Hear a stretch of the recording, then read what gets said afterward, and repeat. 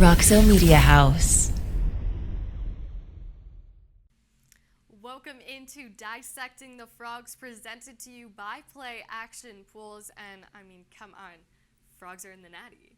That's all I have to say to intro the show. Frogs are playing for the national championship, one of 7 teams to win the college football playoff game, one of the games in the modern day college football playoff era. Yeah, who would have thought, right? It would be TCU. They're also the first Big 12 team ever to win a college football playoff game in that modern era that you're talking about. It's pretty amazing stuff, and it's a really big deal for TCU, just as a community.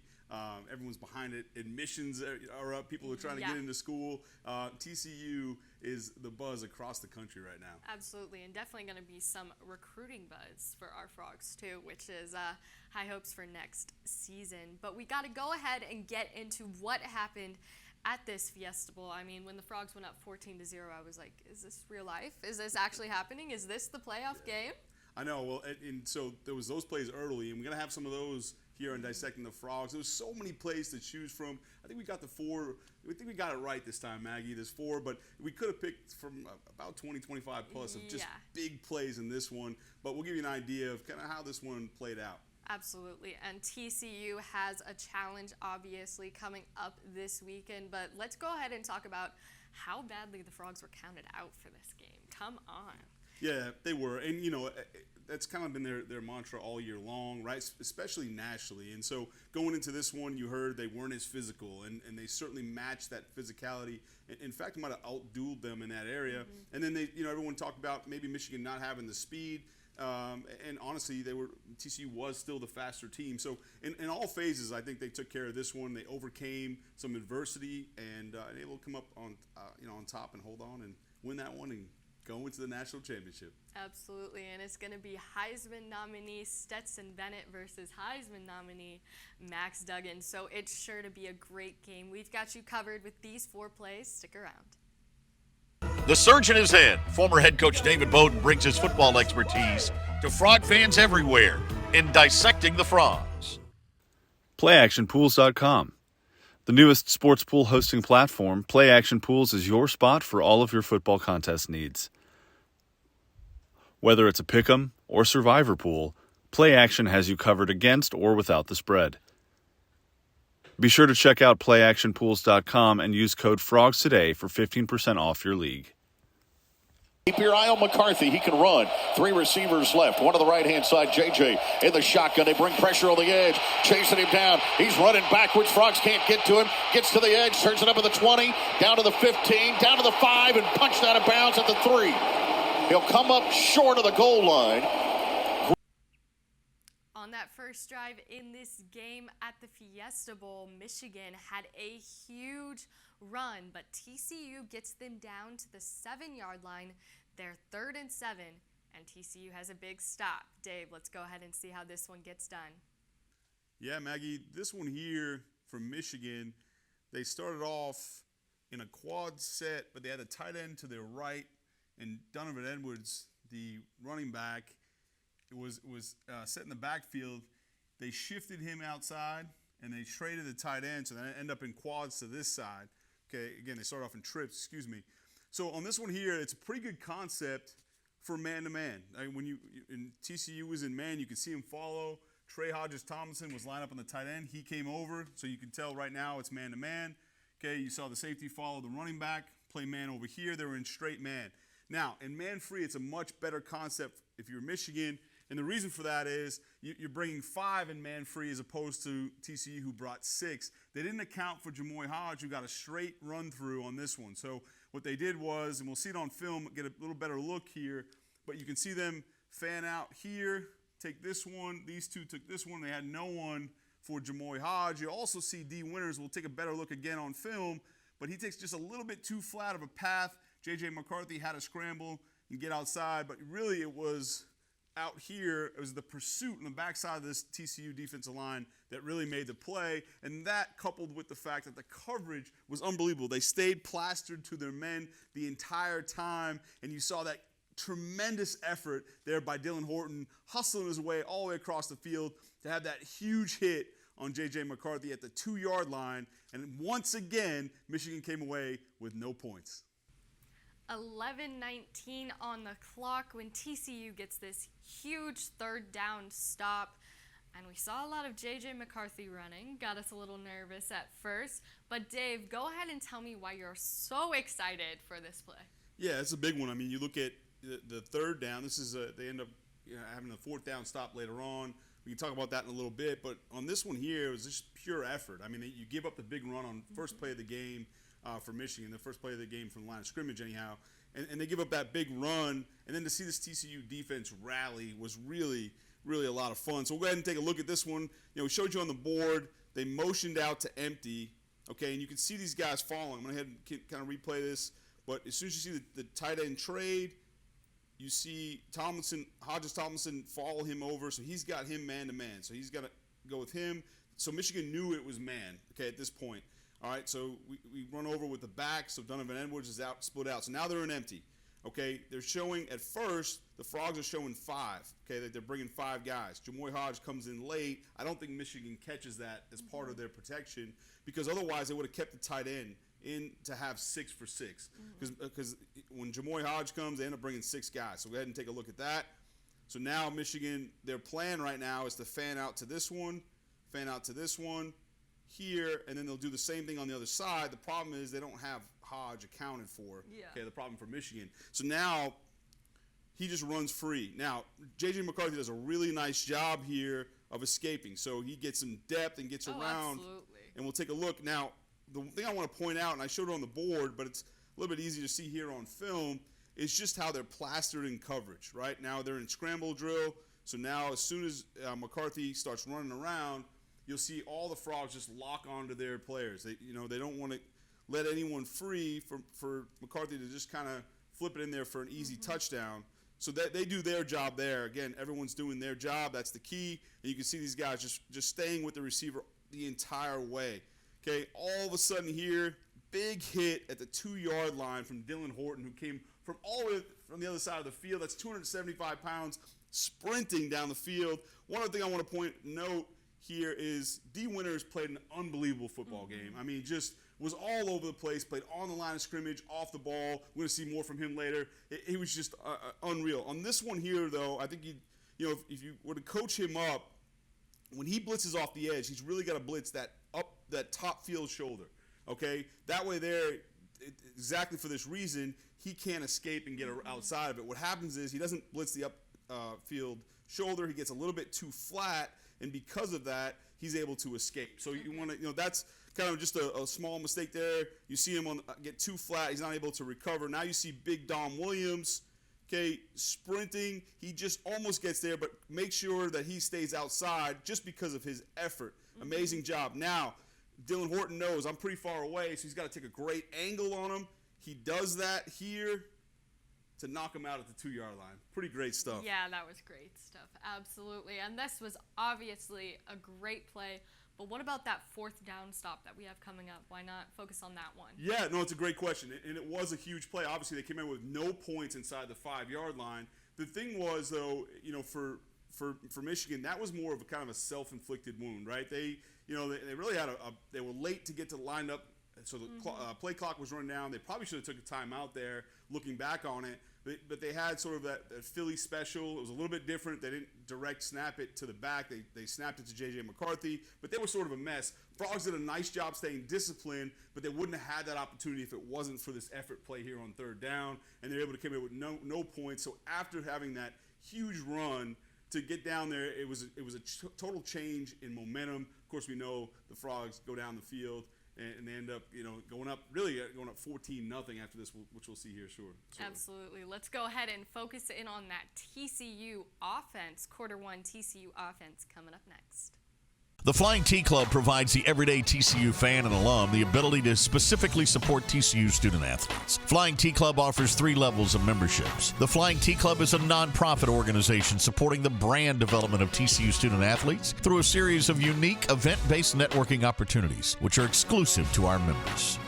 These events provide a great social engagement tool for our members and student-athletes alike. Follow them on Instagram at Flying T Club or online at flyingtclub.com. Hendry in the backfield.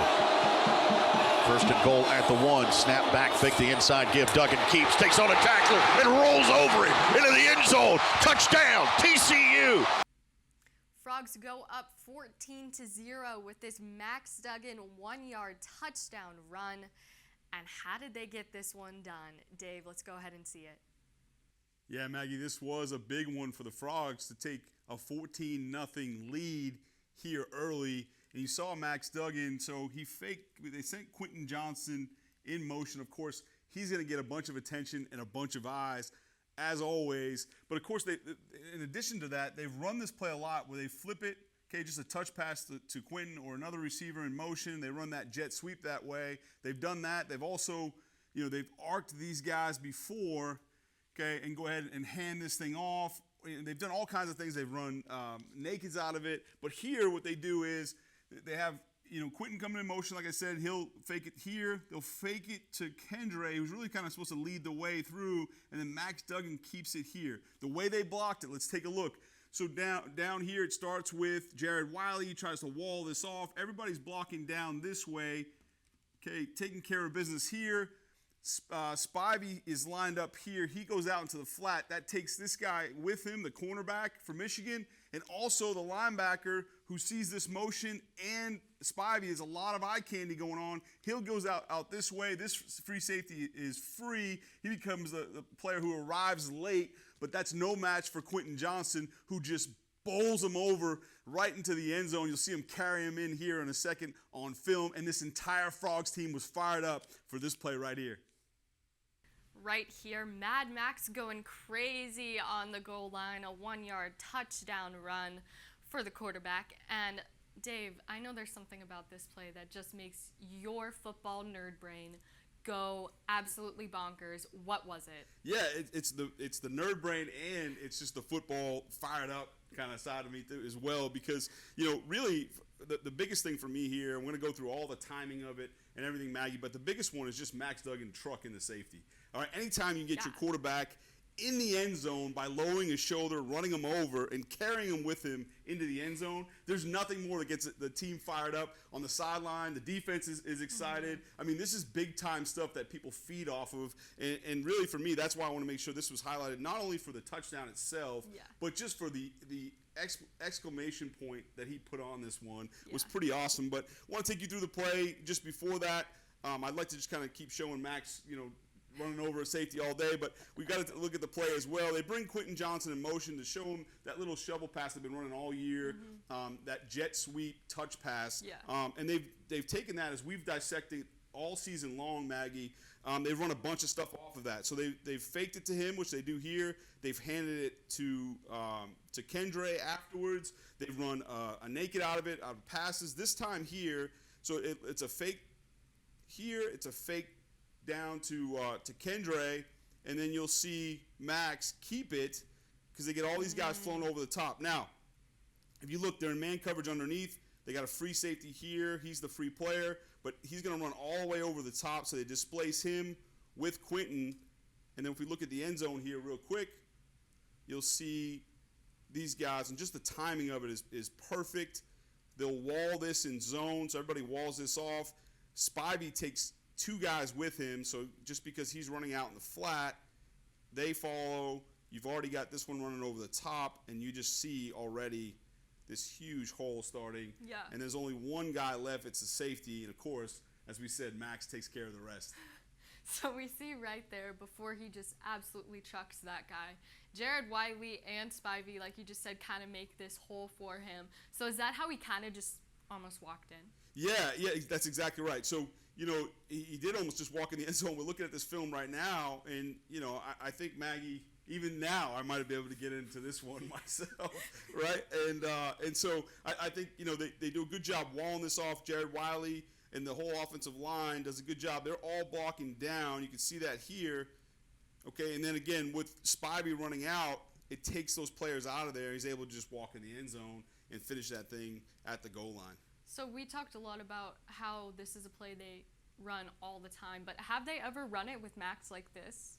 No, that's right. This is new, so it's another wrinkle. So again, what they're doing is they're continuing to show the same exact looks and do something just slightly different. They've been doing that for all the defense. season, haven't they? They have, yeah, and this has been building. They just keep building off of this same look, the same play. This one here, Kendra Miller probably should have went. His rule is kind of ball to backer. Okay, so ball to the linebacker. He doesn't get out in front of Max just in time.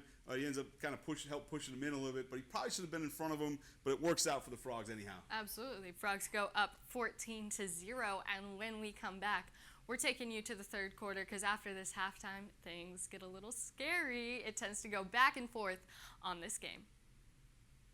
Texas-based Happy Water offers the best-tasting, sugar-free kids drink ever made. Happy Water comes in 4 delicious flavors that you can find at local retailers and on Amazon. Each pouch contains 0 grams of sugar, 0 calories, and 0% juice. Head to happydrinks.com for more information and to purchase Happy Water. That's HAPI Live happy, be happy, drink happy. One back in. They're going to throw it left. It is caught and ridden down immediately by Abe Kamara is Ronnie Bell. Abe Kamara shows Michigan that he really is that guy, and boy, can Michigan just not catch a break. Third trip inside the 5-yard line, and they can't get it done. Dave, what did the TCU defense do? That's right, Maggie. The third trip inside. Now they're at the 3-yard line. Michigan is, and cannot get it done. TCU comes up with another big stop to force the field goal this time. So total of 3 points in 3 trips inside the 5. Great job by TCU buckling down. But I want to take a look at this play here. We're going to see it on film as well, of course. But Abe Kamara has a big hit right now. And for this one, he's calling over D Winters because he knows they've got just 2 over 3. So he calls him over to here. Now they've got the 3 over 3 late as the ball snapped. They go to this. Michigan goes to this one step, now throw to the outside receiver. He's going to try and tuck it and get inside here. D Winters does a nice job trying to vice it here. Of course, Abe Kamara, as you saw, he's going to blow this thing up, make the play. Josh Newton coming off the edge. He's going to squeeze this thing and force it back inside instead of just running up the field. So now you've got this vice here, and it leaves Abe Kamara for the monster hit for this one, and just a really nice job. You also see late Shad Banks. This tackle's trying to reach him. We'll get a better look on film, but he's trying to reach him here. He forces this thing back as well. So they've got that thing viced by everyone that's playing true team defense, and one of the major reasons why they're able to get Michigan's only able to get 3 points out of 3 trips inside the 5-yard line. If there's one thing I've been taught this season, it's that football is a game of energy and momentum, and that's what we see right here. Dave, go ahead and get into this one for us. Yeah, there's a lot of momentum right now. The crowd was fired up, and for good reason. You see, at first, Abe Kamara calling over D Winters because he knows right now they only have 2 over 3. That we've also learned a little bit of math on this show this year, and we know that those numbers don't work out for the Frogs. So he's calling over D Winters, who comes sprinting over to try and get at least 3 for 3. Well, Michigan notices that. They're going to go ahead and block out, back in, block D. They're going to try and block Josh Newton. Josh does a really good job of setting the edge and not just running right up the field. If he runs up the field, then receivers are able to get underneath it. They're trying to throw a now screen. This is really popular in college football for the past few years, right down the goal line. They throw a now screen, the number 1 receiver motioning in, and the idea is he just kind of tucks it and dives into the end zone. Well, at this point, so they block out. Now Abe, he called over his buddy, and he's glad he did because he's now the free player. Because Josh Newton squeezes this thing, it's able to condense it a little bit, and you see, again, you see Abe. You'll see him blow this thing up. You see right here, when I talked about on film, D Winters kind of forces this thing as a vice, so you kind of create that vice. And then lastly, Shad Banks, the tackle's trying to reach this thing. He does a nice job of really kind of fighting pressure with pressure, getting it back inside and clogging it up. But then this big hit from Abe Kamara, which, again, Maggie, as you said, we talked about the energy of Max Duggan running over somebody. It's the play itself, but it's also that energy. This defense is almost like a shark feeding frenzy. That happens, and the next guy, he wants to get a lick in himself, and all of a sudden, people making plays after plays, big hits, big energy. The crowd's feeding off of that. The team's feeding off of that, and this thing got rolling at this point right here. Absolutely, and it says a lot about just his football IQ and how these guys are coached up. not only can Max Duggan do some reads and switch up the plays, but the defense can too. And that's exactly what the announcers were just talking about after this play. They were like, oh, Abe knew exactly what was happening right here. And this is Michigan's third trip inside of the 5-yard line. They walk away with 3 points total for the game. What's going on with Michigan here? Yeah, I think honestly this is the key reason why, to me, this is the key to the ball game, to winning, for the Frogs winning, because they had the 3 turnovers, the Frogs did, but obviously had negated that with creating 3 takeaways themselves. So that was kind of a wash. So to me, it was the storyline was Michigan getting inside the 5, like you said, and a total of 3 points. You just can't overcome that as a team. And so it was big here. They'd already been inside the 5 twice, came away with no points. So on third down here, certainly Michigan wasn't going to risk walking away with nothing. So they kicked the field goal. But that was a really, it ended up working out for TCU. And again, the fact that they buckled down in that low red zone area on the goal line, and then they're able to have big hits like this. To me, this is the story on why they were able to win this one. Absolutely, absolutely. And when we come back, we've got one more play for you guys, and it's offense in the third quarter. Say hello to the water of tomorrow. Richard's Rainwater. Richard's Rainwater is 100% rain, refreshing, renewable, and the only ingredient we use in our water. Why rain? Because everyone deserves access to clean water, and rain is a 100% renewable resource available everywhere. Drink the rain. Save the planet. Shop now at richardsrainwater.com. DiMaccardo picks it up on pressure. A deep ball for Quentin Johnston from Duggan. It's caught by Quentin inside the 35-yard line and down to the 33. 21-16, your score. Horned Frogs up, and Michigan is closing in. But just when TCU needs it most, Quentin Johnston, 46 yards. How do you get that one done? That's right, Maggie. As soon as TCU needed a big play, they go to none other than Quentin Johnston on the deep crossing route. You saw him here. He's lined up in the slot. They motion him over to the slot to get there. And for Quentin, they do a nice job of continuing to move him in different spots to create mismatches that is advantage TCU, of course. So taking a look at this, they go play action to Amari DiMaccardo. They pull the guard here, so everyone else is blocking down. They do a nice job here. They've got Jared Wiley's out on the route. So this is Spivey here that go ahead and is part of protection, a 7-man protection here, and a 3-man route. This one here from Michigan, he's in man-to-man, but when he sees Spivey blocking, it's called blitz engage, meaning he's got him man-to-man, but as soon as he sees that he's in the protection, he's going to insert himself into the blitz. So originally it was a 5-man pressure. With that, it counts as 6, but they're still in a man-free concept. They look initially like it's too high. This is Max's initial read. When he comes down, they rotate this one over. Typically, the ball would go here. We'll see that on film. We'll get a better look at his initial read. But with him working to the middle of the field, the only one to cover Quentin Johnston now is this safety rotating over. That's no match for Mr. Johnston, who's 46 yards down the field.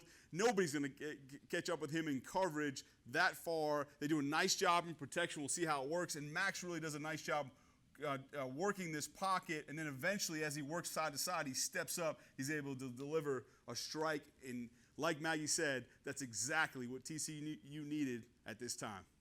If I could describe Quentin Johnston in one play, it'd be this one. 46-yarder just when the Frogs need it. But before we can even talk about that star wide receiver, we got to get into Max Duggan, that star quarterback. How did he even get this pass off?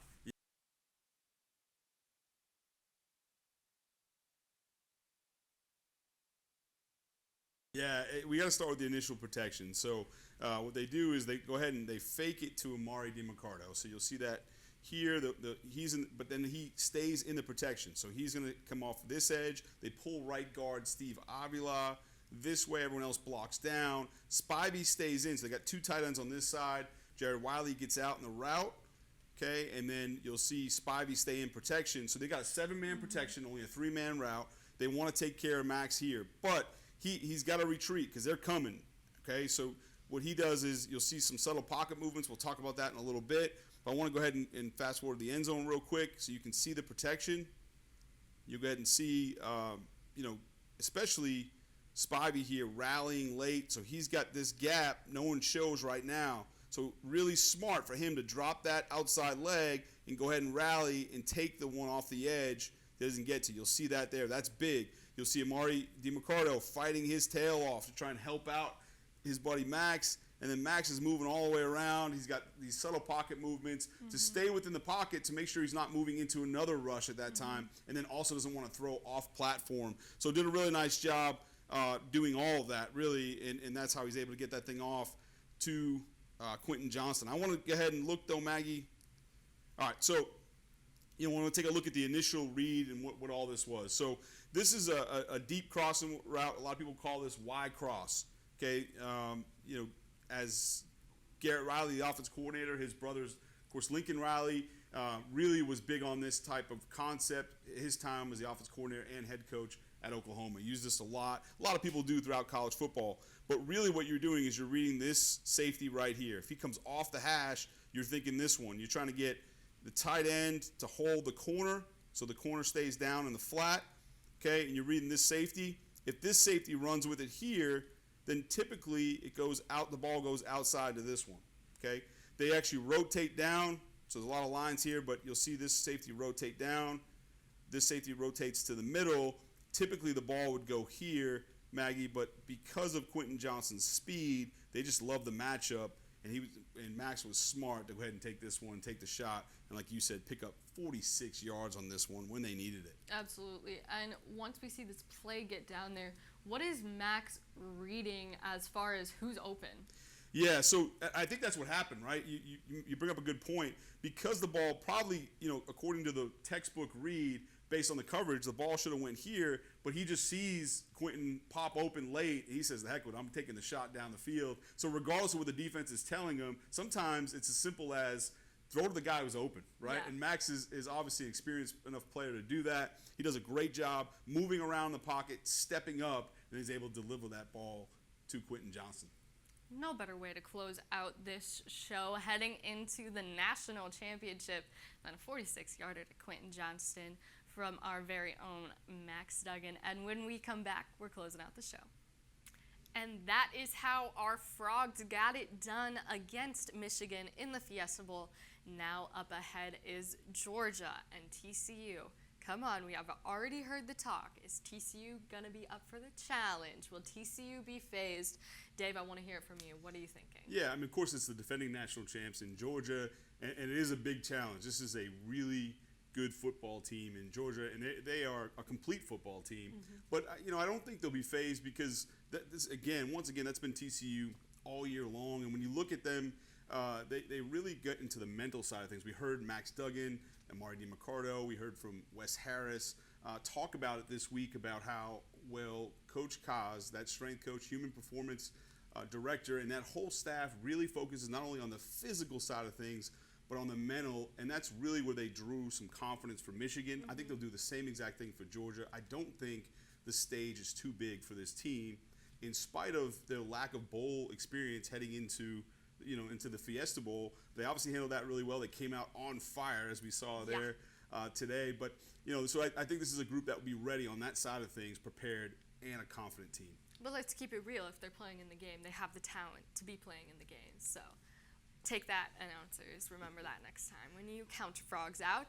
And we have a ton going on this week alone, but also once the Frogs Today crew gets to LA, Dave, what's going on there? Yeah, so there were stuff all loaded, chock full. Stay tuned at frogstoday.com. We'll have you covered as soon as you get down. They touch down in LA. We'll be there, and we will have Frogs Today daily throughout the weekend leading up to the game to kind of recap every single day and all the events going on out in LA for this national championship. But leading up to that as well, we appreciate you checking out Dissecting the Frogs. Make sure tomorrow you check out Frogs Today in the the national championship preview, and make sure you check that out as well.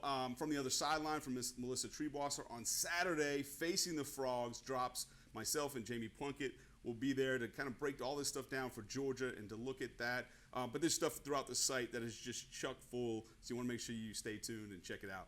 Absolutely.